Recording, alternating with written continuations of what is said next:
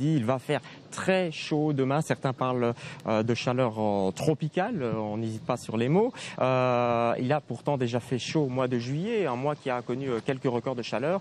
Et ça devrait effectivement continuer. Alors comment se prémunir? Comment essayer de passer cette journée de façon la plus agréable possible, en tout cas la plus délicate possible? Il y a bien sûr des conseils pratiques. Vous le savez, on le répète tout le temps. Ne pas ouvrir les fenêtres, par exemple, pendant la journée. Surtout les occulter. On peut les ouvrir pendant la nuit pour essayer d'amener un petit peu d'air. Porter aussi des vêtements si possible légers, si possible clairs, donc pas comme moi parce que vous le savez, le noir absorbe la chaleur. Et puis bien sûr il y a des conseils médicaux. J'ai à côté de moi le docteur De Broecker, gériatre ici à Erasme. Alors c'est vrai qu'on dit toujours qu'il faut s'hydrater, c'est bien ça?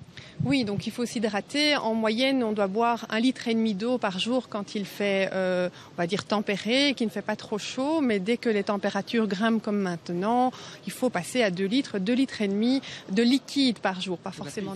Pas spécialement de l'eau. Pourquoi pas spécialement de l'eau? Alors si vous réhydratez une personne déshydratée uniquement avec de l'eau, il se crée dans le sang des désordres d'ions, comme le sodium par exemple, qui en baissant va donner une léthargie, les gens vont être beaucoup plus apathiques, fatigués, même parfois aller jusqu'à l'épilepsie et au coma quand les choses deviennent très graves. Donc on demande qu'il y ait des minéraux parce que ça permet de garder les taux de sel, les taux de potassium dans le sang à des niveaux d'équilibre. Concrètement, docteur, il faut manger des fruits, des légumes, c'est ça en fait? Oui, il ne faut certainement pas se supplémenter avec des compléments. Il faut manger de tout, mais certainement manger des fruits et des légumes qui contiennent ces minéraux. Et en plus, ils contiennent du liquide. Et donc, c'est une façon de s'hydrater que de manger des fruits bien juteux, par exemple. Il faut aussi manger par petites portions. Pourquoi?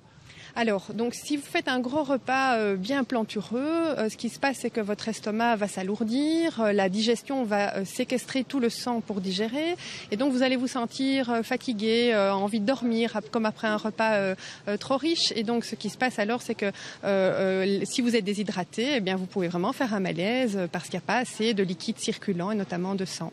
Donc, on conseille de manger des petites quantités, plusieurs fois par jour, tout comme on conseille de s'hydrater par petites quantités tout au long de la journée. Alors, est-ce qu'il y a des personnes qui doivent faire particulièrement attention? Vous êtes gériatre, je pense par exemple aux personnes âgées?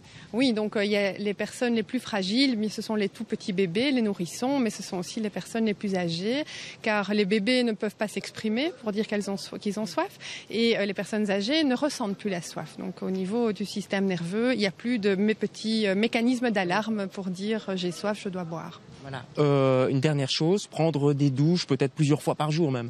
Alors ça, c'est pour garder la température du corps à une température normale pour se sentir aussi bien. Donc la chaleur crée des malaises.